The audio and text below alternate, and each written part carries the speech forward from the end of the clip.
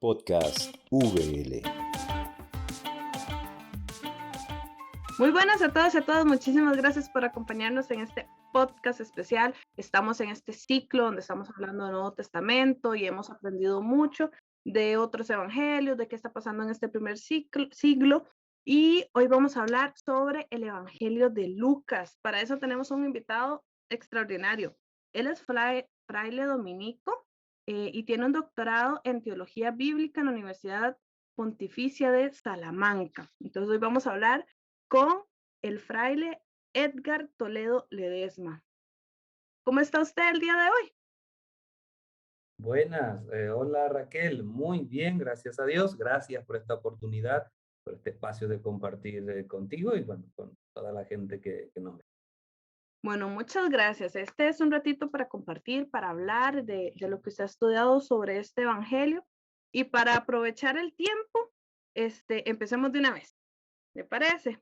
Entonces, ¿qué le parece si como introducción usted me cuenta un poquitito qué se sabe de este libro de Lucas? La fecha, el autor, en qué momento se escribe, ¿verdad?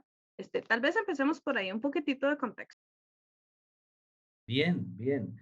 De Lucas se ha escrito mucho, es uno de los evangelios más estudiados, sobre todo en las últimas décadas del siglo pasado, del siglo XX, y se ha dicho mucho, mucho sobre Lucas.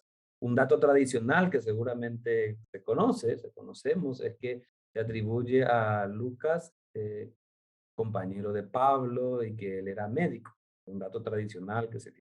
Pero después con los resultados de las ciencias bíblicas ya sabemos que Lucas no es ese compañero de Pablo, o sea, no tenemos datos fidedignos para decir que es ese compañero de Pablo que se menciona, ni que sea médico por el hecho de usar algunos términos técnicos de la medicina de la época. Entonces, autor del Evangelio de Lucas, de la obra lucana como tal, en realidad no sabemos quién fue, es un cristiano anónimo de la segunda generación, nos ubicamos así en el marco temporal entre el 70 y el 110, que es un escritor. Por su obra, por su forma de escribir, por su estilo, se puede deducir que es alguien que domina muy bien la lengua griega, en una lengua griega no culta, pero sí koiné, bastante refinado, que conoce el Antiguo Testamento en la versión de la Septuaginta, por ejemplo, que conoce la escritura judía en ese sentido, pero que es una persona educada, que ha tenido una alta instrucción. De hecho, porque en la antigüedad, Raquel, poquísima gente estaba alfabetizada, ¿no? Gente que podía leer y escribir, y sobre todo escribir una obra de este estilo. Estamos hablando de alguien que pertenece a los estratos altos de la sociedad del Imperio Romano. La época que se suele poner así como un consenso, ¿eh? Tú sabes que siempre en las cuestiones bíblicas hay hipótesis y opiniones para todo. Entonces hay gente que dice antes del 70, antes de la destrucción de Jerusalén. Otra gente dice no, es después del año 100, porque relata la historia del movimiento cristiano. Y otros en un punto intermedio donde yo también me ubico, decimos que es a finales del siglo primero, entre 80 y 90.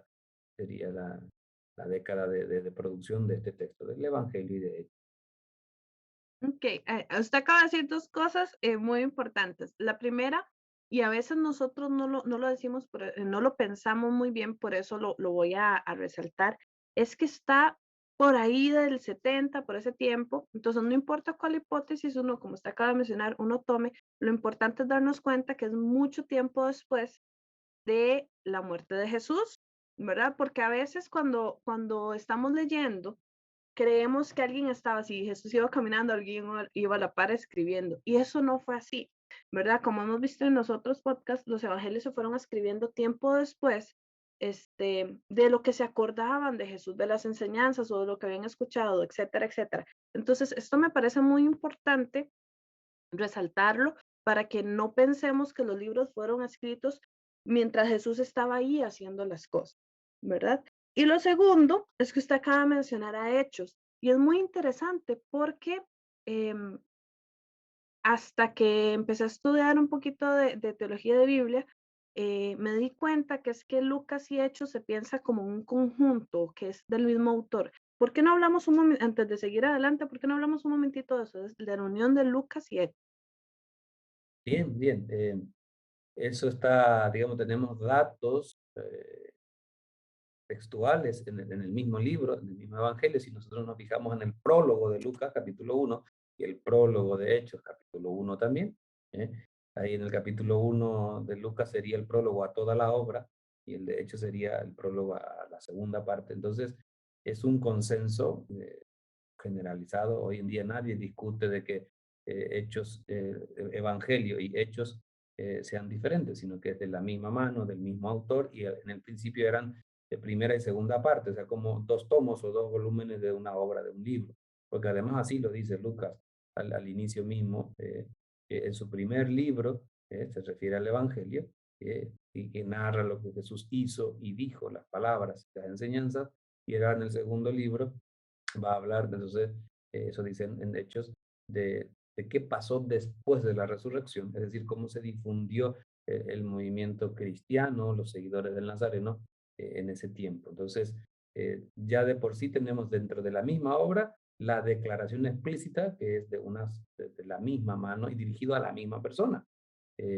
Teófilo. En Lucas 1 se dice ilustre Teófilo, en Hechos 1 también se vuelve a decir ilustre Teófilo. Entonces, eso es interesante, digamos, a quién va dirigida la obra. Y aquí hay ríos de tinta. Teófilo, ¿quién fue? Fue una figura simbólica, fue una figura histórica. Entonces, también hay argumentos para todo. Yo me muevo en la línea de que Teófilo es una figura histórica. ¿Por qué? Por varias razones, literarias, históricas, el tratamiento que se le da y sobre todo eh, lo, el conocimiento que Lucas quiere transmitir a Teófilo. Entonces, el título Kratiste en griego, excelentísimo o ilustrísimo, se aplicaba a gente de la élite, de la clase o mejor dicho, estrato social elevado en el Imperio Romano. Entonces, lo más probable, y en la línea que yo me muevo de investigación, es que Teófilo es un pagano convertido al cristianismo, que se ha bautizado, que ha recibido la enseñanza, pero pertenece al estrato alto y Lucas le dedica la obra. Es probable también que sea Teófilo el mecenas el que haya pagado, porque una obra así, bastante larga de extensión y tiempo, tiene su costo, y más 2000 años atrás, con la escasez de materiales que hay y de gente que lo haga. Entonces, lo más probable es que Teófilo sea un miembro conocido en una de las comunidades de Lucas, un personaje histórico. Que eso no obsta, no significa que tampoco pueda entenderse como su nombre, como simbólico, como a los queridos de Dios o los amados por. Ok, sí, porque casualmente esa es la teoría también que yo había escuchado, que Teófilo quiere decir como un grupo de personas que va dirigido como a una comunidad en específico. Y eso me lleva a la siguiente pregunta. ¿Cuál es el propósito de este libro? Porque como usted lo acaba de decir, es un libro muy largo, cuenta, o sea, lleva una investigación muy amplia al mismo tiempo, que no es lo mismo hacer ahora una investigación que hacerla en ese momento. Entonces, ¿cuál es el propósito de este libro? ¿En qué contexto se escribe? ¿Para qué se escribe? Contemos o cuéntanos un poquitito qué sabe usted de esta parte. Qué pregunta más interesante, Raquel, porque esto también tiene, vamos a decir, mucha investigación de por medio, sobre todo en en la época contemporánea que nos movemos, del siglo XX y ahora también. Entonces, hablar de la pretensión de Lucas, el propósito de Lucas, es un matiz diferente al hablar, otros autores prefieren hablar del propósito de la obra. Seguramente los que están estudiando y tienen formación bíblica les sonará la frase o la palabra técnica intención del autor, que es lo que pretendía el autor. Entonces, hay una importante corriente dentro de la exégesis que niega la posibilidad de conocer la intención del autor. Decía, ¿cómo es imposible saber la mente de Lucas en este caso? ¿Y qué quiso? Pero sí es posible saber lo que la obra pretende. Otros también dicen, no, sí, es posible conocer su intención a partir deduciendo, infiriendo del texto los temas que toca, qué dice, cómo lo dice, a quién lo dice, qué problemas hay debajo de esos textos que él está diciendo, o sea, por qué está diciendo lo que está diciendo, a quién le está diciendo, porque todo discurso no se produce en el vacío, o sea, ningún discurso se produce en el vacío, ni en la antigüedad ni ahora. Si alguien hace un discurso en el sentido retórico, ya sea una narración, un relato, una obra, una novela, un evangelio, siempre se tiene en la mente un público, un auditorio, un lector concreto. Y si quiere responder a ciertas situaciones, ya sea problemas o desafíos que hay, si quiere dar una respuesta, ¿verdad? Entonces, esto es lo que se llama situación retórica. Y aplicado a la obra lucana es muy interesante porque nos puede dar ciertas pistas de qué pretendía Lucas. Algunos exegetas dicen que Lucas quería, su obra busca ser una apologética del Imperio Romano, es decir, justificar ante las comunidades cristianas que el Imperio Romano es benigno, que no es el enemigo, que no es el malo. Otros se ponen en el otro extremo y dicen, no, Lucas lo que quiere hacer es una apología del cristianismo, entonces escribe su obra globalmente para defender al movimiento de Jesús, al cristianismo, del Imperio Romano, de las acusaciones o las difamaciones que había contra los cristianos. ¿Sí? Bueno, aquí, Otros, perdón, sí, nada más para hacer una aclaración. Usted acaba de usar dos términos que tal vez no todos los conozcamos, apología y apologética. ¿Por qué no definimos un momentito qué quiere decir cada una para que las personas que nos estén escuchando y no las conocen ese término puedan tener se me fue la palabra, como entender mejor lo que usted nos acaba de explicar? perfecto, perfecto. O sea, apología es una defensa que se hace de una persona, de una institución, de un grupo. Y apologética vendría a ser esa actitud o un tratado, un discurso. Hoy en día se habla de apologética entre católicos, protestantes, evangélicos, o sea, cuando cada uno defiende lo suyo y da argumentos, defiende algo. Entonces, apologética es eso, es una defensa en este caso aplicado al grupo cristiano o a una defensa del imperio ante alguien, porque se está defendiendo a alguien o a algún grupo ante otra persona o ante otro grupo de personas. Entonces se ejerce la defensa. Esa sería apología, va a ser apologética, el acto mismo de hacer la defensa. Perfecto, muchas gracias. Ahora sí, por favor, continuemos. No, de muy bien gusto. Entonces, eh, yo creo que identificar un solo propósito de la obra lucana y del Evangelio de Lucas es difícil, porque se pueden identificar varios propósitos o varios hilos o varias intenciones o pretensiones que tiene el autor. Por ejemplo, una que yo he estudiado es eh, formar la identidad social del grupo cristiano en el caso de los ricos, por ejemplo. Por ejemplo, una problemática que tenía Lucas es que quiere responder en sus comunidades es, ¿se puede ser rico y cristiano a la vez? Y Lucas trata de responder a esta pregunta, a esta problemática que está en las comunidades, pero también está el tema de la misión, de la evangelización, de la propagación de la palabra. Lucas fuertemente, desde el inicio de su evangelio hasta la segunda parte de la obra, constantemente está mostrando eh, la misión del discípulo, del cristiano, de anunciar la palabra en todo tiempo, con valentía, con libertad. Incluso le presenta a Pablo al final del capítulo, de hecho, hablando abiertamente y sin ningún estorbo. Pero también Lucas habla fuertemente del Espíritu Santo desde el inicio de su evangelio, la vida de Jesús. Es gracias al Espíritu Santo la concepción, el anuncio, su obra, su misión, pero también la venida del Espíritu Santo sobre los apóstoles, Pentecostés, otro hilo muy importante que cruza y así podemos reconocer varios hilos. La presencia de las mujeres, por ejemplo, valorar la presencia de mujeres en el grupo cristiano, de las comunidades, porque da nombres, como diríamos nombre y apellido, ¿no? Concretos de mujeres, María de Magdala, la Juana de Cusa, Susana y otras muchas mujeres, por ejemplo, que ayudaban a Jesús con sus bienes. Entonces, así como hay, vamos a decir, varios propósitos, también presenta digamos, muy fuertemente la cuestión del discurso contra el peligro de las riquezas y la opción preferencial por los pobres. El Jesús lucano se llama bienaventurados y dichosos a los pobres y a los pobres socioeconómicos, no a los pobres de espíritu como lo hace Mateo. Entonces, también una línea fuerte que tiene ahí Lucas. Entonces, y la otra cara de esa opción preferencial por los pobres es también el discurso, la enseñanza o la pretensión de mostrar de formar una identidad social del grupo cristiano, que creo que engloba también un poquito eso.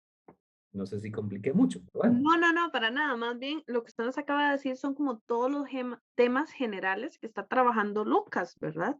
No sé si nos quedó alguno por ahí o... No, hay más. Por ejemplo, Lucas es reconocido por el tema se le suele denominar el Evangelio de la Misericordia, por ejemplo.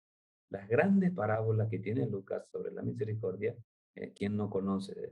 La parábola del samaritano, por ejemplo, la parábola del Padre misericordioso, o del mal llamado hijo pródigo. Entonces, son exquisiteces de la pluma lucana que ha marcado generaciones y seguirá haciéndolo. Entonces, la misericordia, la compasión, un Dios con entrañas de misericordia que se acuerda de su pueblo, que visita a su pueblo, que se hace presente en Jesús, y Jesús que se compadece de los pobres, enfermos, ciegos, leprosos, y en su vida va mostrando esa misericordia y se junta con pecadores y prostitutas, publicanos, marginados, socioreligiosos, muestra a un Jesús misericordioso en todo tiempo, ¿no? También Lucas, por ejemplo, es un evangelista universal, en el sentido de que rompe las barreras étnicas de la época. La fraternidad en Lucas es muy interesante, porque en la antigüedad los pueblos, los grupos, las etnias eran muy cerradas sobre sí mismas, a los judíos, los romanos, los griegos, los árabes, eh, y así diferentes grupos, y no se relacionaban, no se juntaban y tenían su prejuicio y cada uno en su mundo y con sus cosas. Entonces Lucas viene a romper muchas barreras raciales de ese tipo. Por ejemplo, en Hechos, el capítulo 10, cuando presenta la conversión de Pedro y de Cornelio, en donde un judío y un romano coinciden y comparten la fe en Jesús y viene el Espíritu Santo sobre ellos. Entonces, hay telas que cortar. La oración está muy presente. La primera escena, si queremos pensar en escena, por ejemplo, tipo Netflix, episodios, la primera escena de Lucas, por ejemplo, empieza en el templo. Zacarías está en el templo, podríamos llamar episodio 1 de la temporada 1, está ahí en el templo, empieza todo. María está orando, no está en el templo, está en la casa, pero está orando. Y después va a hablar de la parábola de la viuda que insiste al juez injusto, de la necesidad de oración, va a enseñar la oración del Padre. O sea, también la oración, la necesidad de oración es muy fuerte en todo el Evangelio. Yo creo que ya he dicho también el discipulado. La alegría también, es un evangelio de la alegría. El hilo de la alegría recorre todos los episodios también, por las pericopas, por las escenas que podamos encontrar en Lucas. O sea, hay temas a montones, ¿verdad? Tenemos Para mucho todos los donde gustos. sacar. Sí, sí. Algo muy interesante cuando nos reunimos para preparar este podcast, usted me hablaba de si era una comunidad o eran comunidades, ¿verdad? A las que iba dirigido este libro, o de las que más bien está hablando el libro. Entonces, eso me llamó mucho la atención, singular o plural, ¿verdad? ¿Y por qué usted no nos comenta de dónde viene esto? ¿Por qué esta diferencia de comunidad o comunidad? Sí. Eh, lo convencional, lo tradicional, y que lo que uno puede encontrar en cualquier comentario sobre el Evangelio de Lucas o una introducción a los sinópticos, siempre se habla de una comunidad en singular, comunidad de Mateo, de Marcos, de Lucas, de Juan. Eh, en la investigación que yo he hecho, desde digamos, los años anteriores y que se publicó después en mi tesis, doy algunos argumentos de que, por qué estoy convencido de que son comunidades en plural. ¿No? Porque no hay un acuerdo entre los especialistas dónde está esta comunidad lucana, los destinatarios dónde están. Éfeso suena bastante fuerte, otros dicen Antioquía, otros dicen Acaya, alguna ciudad del Asia Menor, otros dicen Roma. Entonces, eh, en esa investigación que venía haciendo y como la forma en que cuenta Lucas, pero sobre todo la segunda parte de Hechos, todos los viajes misioneros de Pablo, pero no solo de Pablo, sino sus acompañantes, y cómo la palabra se va extendiendo por toda la cuenca del Mediterráneo hasta llegar a Roma, es un indicio, o sea, no una prueba, pero un indicio importante para pensar, junto a un dato tradicional que siempre se ha dicho que la comunidad o la comunidad lucana es de tradición paulina, porque una de las cosas que hace Lucas también es una apología de Pablo. Esto también es muy interesante. Pablo fue malinterpretado al final de la primera y segunda generación, como fue difamado por muy interesante, y Lucas lo que hace es redime la figura de Pablo. Si nosotros leemos Hechos de los Apóstoles, vamos a ver que Pablo es el campeón de la misión. Entonces, evidentemente, el autor Lucas es heredero de esta tradición. Entonces, más bien yo pienso que son esas comunidades de tradición paulina dispersas en toda la cuenca del Mediterráneo. ¿Por qué no? Pero una cosa muy importante, están en las ciudades, son comunidades mixtas y urbanas. Mixtas en el sentido de la composición étnica, es decir, minoría judía, puede ser minoría judía, algunos piensan que samaritanos, porque Lucas constantemente le deja bien parado a los samaritanos, es un indicio también, pero una mayoría pagana, es decir, no judía, del Imperio Romano, pero urbana, no comunidad o comunidades rurales, sino ya está en las ciudades, estamos en la segunda generación, entonces por eso creo que es muy probable, es muy factible de que con estos indicios literarios que se ven en la misma obra, más cuestiones tradicionales que tenemos, eh, Lucas se dirija a comunidades, ¿eh? De toda la cuenca mediterránea. ¿Desde dónde escribe? Yo me decanto de que escribe desde Roma, por la forma en que describe los viajes, la geografía, hay estudios sobre esto, la forma en que va describiendo la geografía o el mapa de los viajes de Pablo, por ejemplo, parece que desde Roma está mirando el oriente, el cercano oriente. Entonces hay autores que se mueven también en esta línea, y yo me inscribo en esa línea que Lucas está en Roma, escribiendo a esas comunidades que están dispersas en el imperio, comunidades en plural. Y Lucas presenta preocupaciones, porque hemos hablado mucho de temas, y usted mencionó un montón que hay, pero también hay unas preocupaciones presentes, ¿verdad? Como cuáles pueden ser. Interesante, interesante. Estamos acá, nos movemos ya, en el terreno de la investigación, de textos, de elementos, o sea, siempre partimos del texto, pero salimos del texto, vamos al contexto histórico, social, cultural, eh, testimonios extrabíblicos que podamos tener, ya sea de la literatura grecorromana o también testimonios o datos arqueológicos, epigráficos, etcétera. Entonces, una realidad fuerte del imperio y que se refleja en Lucas como una preocupación es el tema de los pobres, de las personas. No el tema pobreza como algo abstracto, sino las personas pobres del imperio. Porque Lucas presenta desde el primer momento su evangelio dirigido a estos pobres, a esta gente marginada. ¿Y quiénes son los pobres? En Lucas 6 describe, a mí me gusta entenderlo así, los pobres son los que lloran, los que pasan hambre, los que son perseguidos, los que son marginados. Eso dice, felices ustedes, felices vosotros, ¿no? Entonces, es una preocupación hacer llegar el mensaje de salvación a toda la gente, sí, pero especialmente a los pobres. Y la otra cara de esto es el problema de los ricos, la preocupación de Lucas. ¿Por qué? La primera generación de cristianos, o sea, el movimiento de Jesús empieza en Galilea, en zona rural, y sus seguidores, la mayoría son campesinos, obreros, agricultores, pescadores. Entonces, estamos en el estrato bajo. En el Imperio Romano, la historia social dice que solamente había dos estratos, la pirámide, una base bastante amplia, estrato bajo y arriba el estrato alto. No se suele, si queremos ser bien precisos y no anacrónicos, eh, se suele usar el término estrato y no clase, porque la categoría clase social es una categoría recién aparecida en el siglo XIX con Marx, o sea, que es decir, anacrónico respecto al tiempo del siglo I, entonces más bien de estratos de la sociedad. No existía un estrato medio, era estrato bajo, estrato alto, y la minoría estrato alto. Entonces, en el movimiento de Jesús, cuando pasa del campo a las ciudades y empieza a haber gente, al principio era mayoría judeo-cristiana, o sea, judíos que aceptaban el mensaje de Jesús. Luego, cuando va por las ciudades y se va extendiendo, empieza a entrar gente pagana y entre ellos también gente de la élite, es decir, del estrato alto, lo que nosotros podemos llamar rico.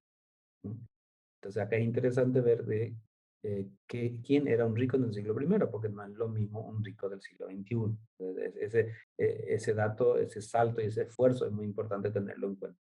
Entonces, cuando empiezan a entrar algunos ricos en las comunidades, empieza a haber problemas, y problemas de relacionamiento de hermanos entre sí. Por ejemplo, un rico del Imperio Romano no se sienta a comer con un servidor, con un siervo o con un esclavo en la mesa. No se sienta. No se puede hacer eso porque hay pautas precisas de cómo se tienen que relacionar las personas. Los varones no se juntan con las mujeres a comer y a festejar. ¿Mm? Los niños tampoco se juntan con los adultos.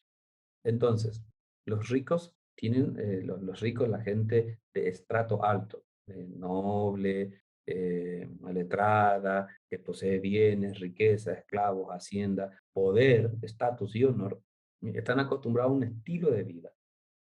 Y normalmente son los patrones o los benefactores del imperio o de alguna ciudad, y tiene gente a su servicio. Está acostumbrado a verle a los demás por debajo, se ve superior, por decirlo así en singular, ¿no?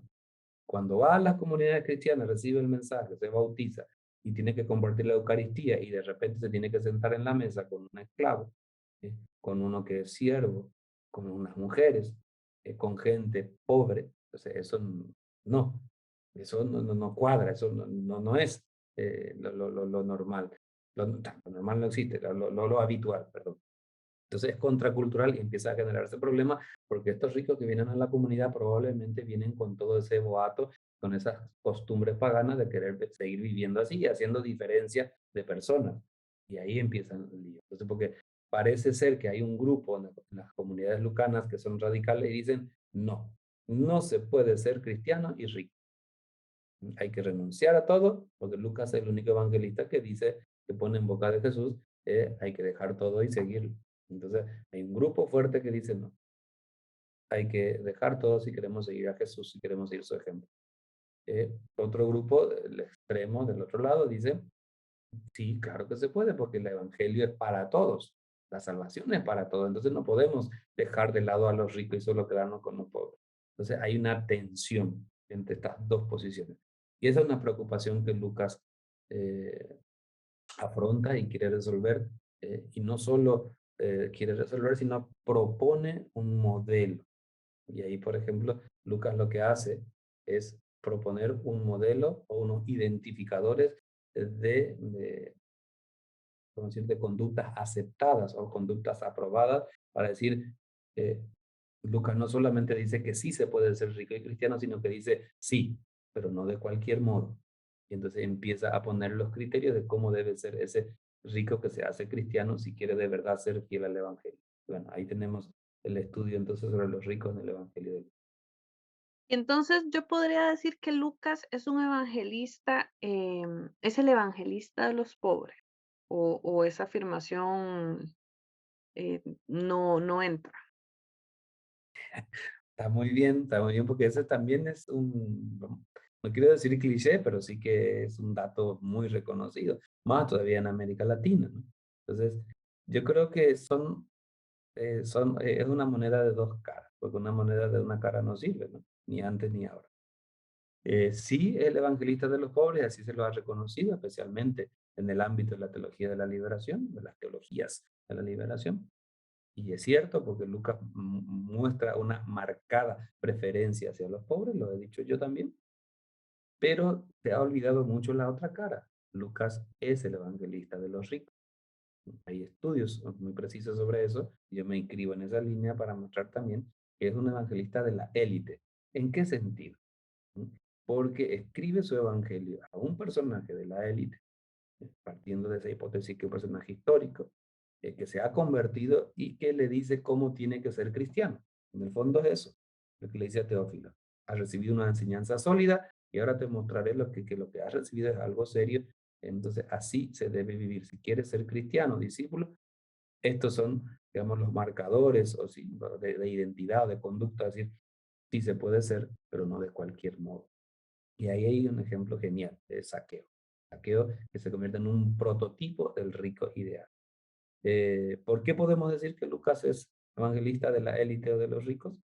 También por la forma en que escribe. ¿Quiénes podían leer un texto así, solo una persona de estrato alto, alfabetizada, que no precisamente era pobre. Es cierto que hay esclavos y maestros que son pedagogos y filósofos que son esclavos, que son grandes figuras, ciertamente, pero su evangelio en ese sentido dirigido a personas de la élite para mostrarle en qué consiste ser cristiano y seguidor de Jesús, o sea, para convertirlos en una palabra, dicho así pronto, ¿no? Pero no por eso se deja de lado el tema de los pobres. Porque Lucas lo que le interesa es mostrar que pobres y ricos son destinatarios del evangelio, pero que no se puede ser cristiano de cualquier modo. Hay unos identificadores de conducta que nos definen y que nos distinguen respecto a otros grupos. Y eso es muy interesante. Y eso hace la exégesis sociocientífica, que recurre a los resultados de las ciencias sociales para mostrar justamente el tema de la identidad social. Se es cristiano, pero no de cualquier modo. Y ahí entra entonces la cuestión de yo prefiero decir, bueno, haciendo las aclaraciones pertinentes, que Lucas es evangelista de los... Bueno, usted ahora dijo algo que a mí me llamó mucho la atención, aquí lo apunté. Y usted dijo el mal llamado hijo pródigo. Y ya que esa es una de las parábolas más famosas que se hablan, se predican, y como me queda un poquito de tiempo, me encantaría que usted me explicara por qué mal llamado hijo pródigo. Muy bien, ha pescado ahí la provocación. Sí, sí. Bueno, es porque con los textos bíblicos pasa, ¿no? Y eso con Lucas pasa muchísimo. ¿No? Hay ciertas interpretaciones, ciertos nombres que le hemos puesto a relatos y parábolas de Lucas, que no hacen justicia al relato en sí. Y uno de estos casos, no es el único, voy a poner dos casos, por falta de uno. ¿Por qué mal llamado parábola del hijo pródigo? Porque por llamarlo así, nos estamos solamente centrando en la historia del hijo menor. Y el protagonista de la parábola no es el hijo menor, es el padre. El padre que tiene entrañas de misericordia, porque además se dice que tiene ese compadeció, explanizomai, en la palabra griega que está detrás, que se compadece hasta las entrañas del hijo menor, pero también del hijo mayor. O sea, la parábola pone a los dos personajes importantes, no solo el menor es importante, el mayor es muy importante en la parábola. Y a veces le dejamos de lado porque nos identificamos más con el mayor o no queremos ver las actitudes que tiene el mayor, ¿no? Entonces, el protagonista de la parábola es el padre, no el hijo menor ni el mayor. Entonces, por eso se prefiere, no es solamente una manía mía, sino de muchos comentaristas lucanos, decir, del Padre misericordioso, porque ahí hacemos más justicia al relato y no cercenar y solamente una partecita, como que si el hijo mayor no importara. El hijo mayor importa mucho y la forma que termina la parábola es muy importante porque la parábola siempre da que pensar y no tiene una sola interpretación. Es el público, el lector o la audiencia que tiene que apropiarse de eso y actualizarlo en su realidad.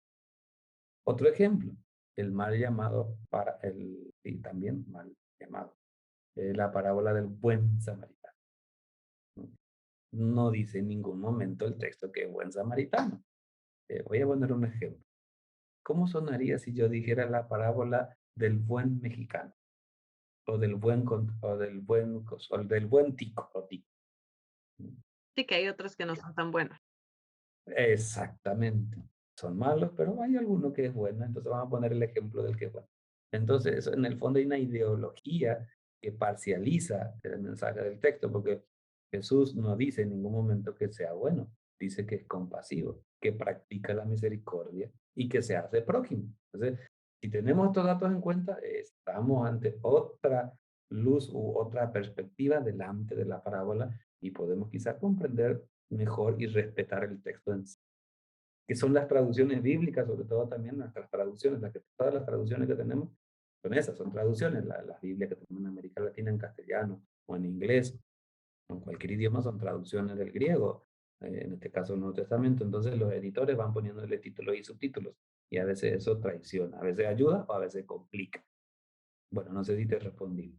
No, perfectamente. De hecho, especialmente con la del hijo pródigo, yo soy hija mayor, entonces siempre me identifiqué mucho con el hermano mayor, ¿verdad? Porque no, los que son hijos o hijas mayores tal vez me entiendan, pero a veces nosotros perdemos muchas cosas y no nos damos cuenta. En mi caso, pues mis papás eran muy trabajadores y todo, entonces a mí me tocó asumir ciertas responsabilidades en la casa y porque no había de otra, ¿verdad? Mientras yo veía a mis hermanos jugar y otras cosas, yo tenía que hacer cosas. Y muchas veces, y la que terminaba regañada era yo. Entonces, me identifico mucho y entiendo muy bien lo que sentía ese hijo mayor en esa parábola. Entonces, a mí siempre me llamó mucho la atención eso, ¿verdad? Y que su padre diga, sí, pero mira que el hijo que se había perdido ha vuelto.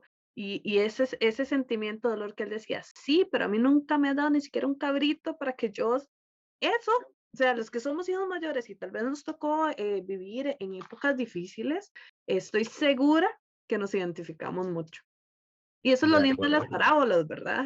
El poder identificarse. Estoy seguro que muchos papás y tal vez, y mamás también se han identificado más bien con el progenitor, ¿verdad? ¿Cuántas veces un hijo o una hija se pierde o se desaparece y de un pronto a otro vuelve? En drogas o en lo que sea. Y cuando vuelven, qué bien se sienten, porque siempre el hogar es como, o casi siempre es ese lugar seguro, ¿verdad?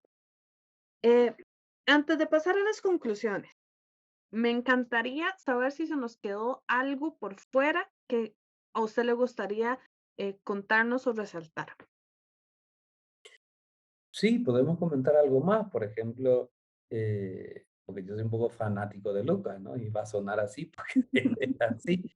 Eh, Lucas es un excelente, maravilloso narrador, ¿no? Narrador, cuentista, contador de historias, si queremos decir. Y esto es importante tenerlo en cuenta. Hay un exegeta que publicó un libro y le llamó a Lucas eh, narrador, historiador y teólogo. Interesante, está en inglés, ¿no? Entonces, eh, Lucas es eso, porque la forma en que él narra todos sus episodios, todas sus escenas, todos sus relatos son de una forma magistral. ¿Sí? Tan es así que, por ejemplo, si hacemos un pequeño ejercicio y las personas que nos están viendo lo pueden hacer también, cerrar los ojos medio segundo, como se hacen las encuestas de Top of Mind, ¿qué parábola me viene a la cabeza en primer lugar? Tres primeras parábolas que me surgen en la cabeza y estoy seguro que va a ser lo del hijo pródigo, le importa si le llamamos así, el samaritano, por lo menos dos van a ser de Lucas. O narraciones bíblicas que así conocemos. Seguro que viene a la cabeza la Anunciación en el mundo católico a la Virgen María. ¿Sí? Saqueo, quien no conoce la historia de Saqueo, desde niño hemos escuchado. ¿Sí? Eh, También podemos tener los discípulos de Emaús, Lucas 24. ¿Sí? Entonces, también, todos estos textos son lucanos. ¿Y cómo entonces ha calado tan fuerte, ha tenido tanto impacto su narrativa, incluso personas que no conocen o que no son del ámbito puramente así confesional, o estudiantes de Biblia, o sea, también lo conocen, se recuerdan en el mundo de la literatura, en el mundo del cine? O sea, relatos que son lucanos, pero que han marcado. ¿Sí? También, evidentemente, que hay de Mateo, de Marcos y de Juan, pero estos ejemplos que puse son todos de Lucas. Y esta es una pequeñísima prueba digamos, de la majestuosidad de su obra narrativa, como narrador, y lo que tiene, de que nunca agotamos de descubrir lo que tiene Lucas. ¿Sí? Yo creo que Lucas Hechos y el más desconocido, me atrevería a decir, sobre todo en el ámbito académico y bíblico, cuando estudiamos, es Hechos de los Apóstoles. La segunda parte lo dejamos así. Y es muy importante esa historia de la primera evangelización, del movimiento de Jesús, cómo se extendió la palabra, los tres Pentecostés que hay, cómo se rompen las barreras raciales y culturales, cómo Pablo termina su vida predicando con valentía, con poder, con parresía, sin ningún problema, con toda libertad. Hechos es una mina que hay que explotar todavía. Y más en estos tiempos de sinodalidad que nos movemos del mundo católico, los que somos católicos, entonces estamos digamos, en esta clave que se habla mucho ahora de una iglesia más sinodal, es decir, donde podamos caminar juntos, encontrarnos más, escucharnos más y reconocer al Señor. Bueno, ya saben, entonces en unas cuantas semanas viene el podcast de Hechos, así que ya nos acaban de dar algunas ideas de lo que podemos aprender de este podcast, no se lo pierdan. Bueno, digamos que acabo de escuchar este podcast, me emocioné porque yo no había puesto atención a muchas cosas y voy a decidir leer el Evangelio. Y tal vez de una vez hechos, pero concentrémonos en el Evangelio. ¿A qué le presto atención? ¿Qué nos recomienda usted si yo quiero ahora sentarme a leer el Evangelio de Lucas? ¿A qué le presto atención para enriquecer aún más lo que voy a aprender del libro? Interesantísimo, interesantísima pregunta. Yo recomendaría, uno, hacer una lectura de seguido, ¿no? Ahí, de un tirón, que se puede hacer en 3 horas y media, De tapa 4, a tapa. depende del Evangelio. 24 capítulos, que no es mucho. Entonces, por ejemplo, prestar atención a los personajes, cómo se presentan los personajes, porque Lucas es un gran caracterizador de los personajes, o sea, de caracterización, es un experto en caracterización, o sea, cómo los pinta, cómo los maquilla, cómo los presenta, qué actitudes, qué atributos, qué vicios tiene. Lucas es un campeón en eso. Entonces, fijarme en los personajes. Y si aparecen más de una vez, con más razón, o sea, cómo van apareciendo, cómo van evolucionando, el desarrollo que va a tener, cómo se posicionan esos personajes respecto a Jesús, en un momento, en otro momento, si son grupos, si son personas con nombre, y vamos a encontrarnos con grandes sorpresas al prestar atención cómo se presentan y se construyen esos personajes, porque todos esos personajes buscan en el fondo que el lector se identifique con ellos o los rechace, empatía o simpatía con cada uno de los personajes, a veces más consciente, a veces más inconsciente. Por ejemplo, ¿quién no le quiere a Saqueo? ¿No? Por más de que es un pecador, un rico y un jefe de publicanos.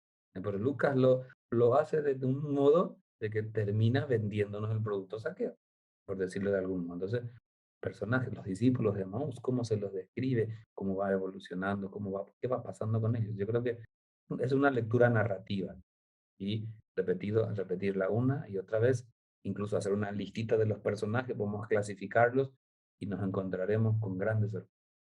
Una lectura provechosa, evidentemente. De hecho, con lo que usted me acaba de decir, yo siempre que leo a Saqueo, aparte de imaginármelo, yo soy de leer y de imaginar todo, ¿verdad?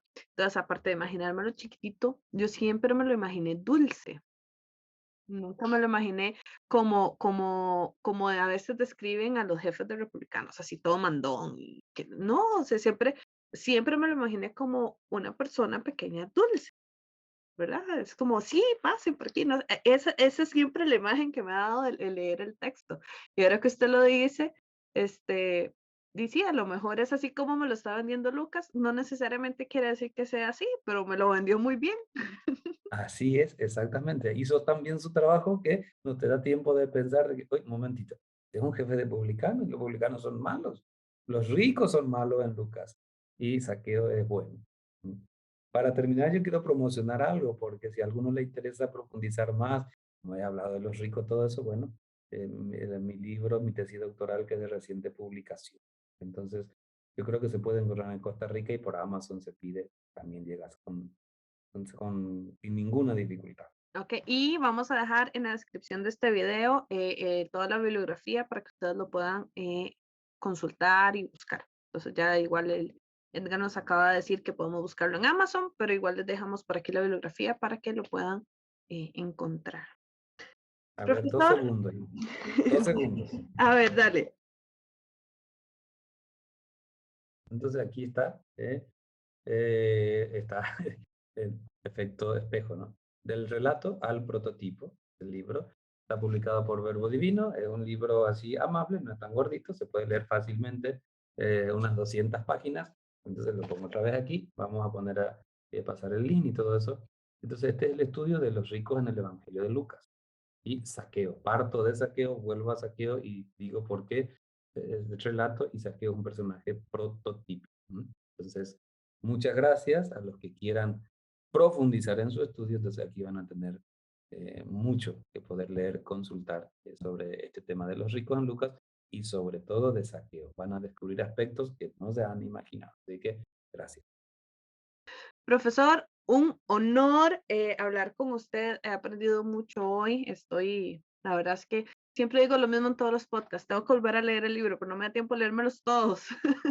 pero qué interesante poder volver a leer Lucas con estas recomendaciones que usted nos está haciendo y por supuesto leer ese libro que usted nos acaba de decir de su autoría para poder ver otras imágenes que tal vez nosotros no vemos. A mí lo que me sorprende de estudiar este tipo de, bueno, de teología y de Biblia, es que nos ayuda a quitar unos lentes que ya tenemos puestos, ¿verdad? Y ver otras cosas que están ahí, pero estamos tan acostumbrados de verlo de una forma, de un color, de una estructura, que nos cuesta, ¿verdad? Entonces me parece muy, muy interesante. He aprendido montones y muchísimas gracias por aceptar esta invitación y por permitirnos tener esta conversación.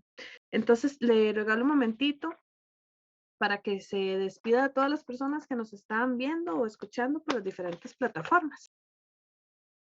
Muchas gracias, Raquel. Muchas gracias a ti y también a la Universidad Bíblica Latinoamericana por este espacio. Para mí una alegría, de verdad, y un honor también poder estar. Es la primera vez que hago un podcast de ese estilo, así es que nos vamos estrenando en este campo. Un gusto no haber dialogado y por este espacio, entonces eh, animo a la gente a que pueda conocer Lucas desde otras perspectivas. Desde ya, muchísimas gracias. Muchas gracias de verdad porque ha sido un privilegio. Y quiero recordarle a las personas que nos están viendo o escuchando que puede utilizar la cajita de comentarios para hacer sus preguntas, para hacer sus comentarios, para contarnos de dónde nos escuchan. Si les gusta este tipo de publicaciones que hacemos, por favor, compártalas, denle me gusta. Eso nos ayuda a llegar a más personas. Y algo muy importante, hicimos una encuesta hace poquito, pero creo que la vamos a dejar un poquito abierta para saber qué temas quieren que grabemos, que hagamos. Entonces, por favor, todo eso también en la cajita de comentarios lo pueden dejar. Hoy les acompañó Raquel Huertas conduciendo este podcast. Bueno, antes de irme, por supuesto, muchas gracias a Karen Mamani, que siempre nos ayuda con toda la parte de redes sociales, y a Jessica Mora, quien es la que nos ayuda a editar este video. Y por supuesto a la rectora Elizabeth Cook, que nos permite y nos apoya en estas ideas que los y las estudiantes tenemos. Entonces, hoy les acompañó Raquel Huertas con el fraile Edgar Toledo. Que le iba a decir otro apellido. Edgar Toledo, muchísimas gracias por acompañarnos y nos vemos en 2 semanas con nuestro siguiente episodio. Muchísimas gracias y nos vemos.